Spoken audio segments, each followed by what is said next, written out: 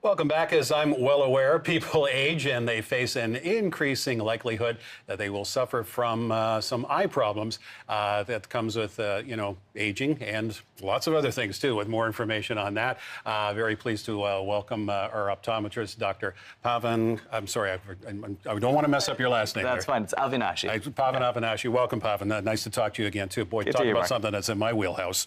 Getting older and getting eye problems too. So, first of all, what are some of the more common conditions that take place around this age? Well, first of all, by the age of 65, we are seeing 1 in 3 Canadians have some form of ocular condition that is impairing their quality of vision.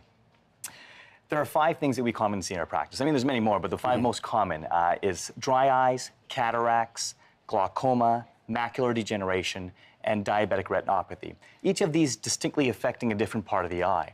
Now, starting with the front of the eye, the ocular surface, dry eye, a very common condition that affects people of all ages, but mainly as we mature, it becomes more prevalent, especially in women.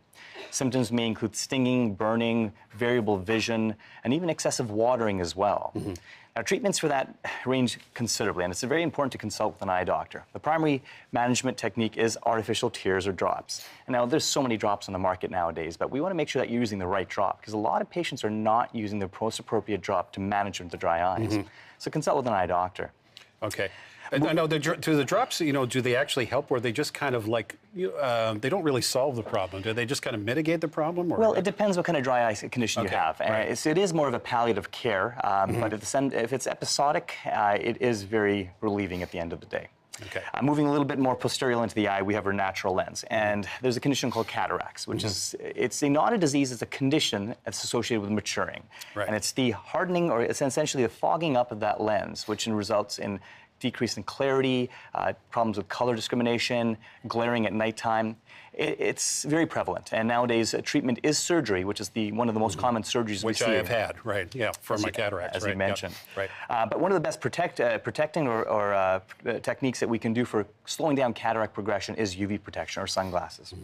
Going back, then we have a condition affecting the optic nerve called glaucoma, which is also very common, the second leading cause of blindness in seniors.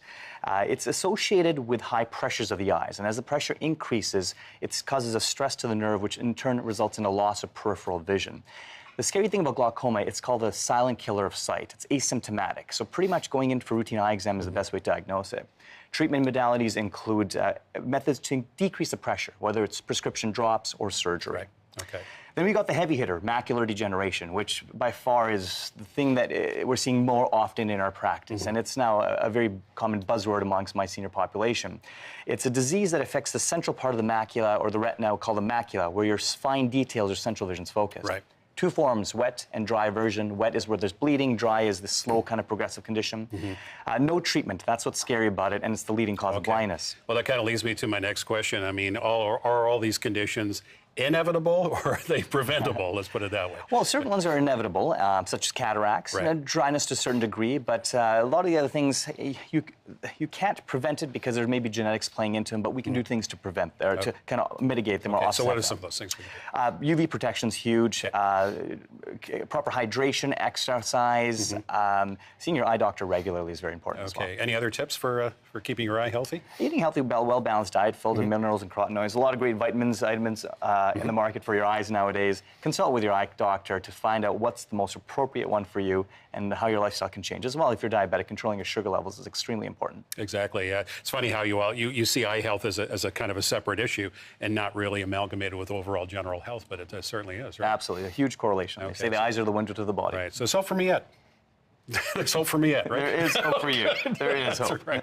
All right. Thank you, Doctor. Okay. Thank you, if Mark. you want to watch the segment again, you can check out our website, ctvmorninglive.ca.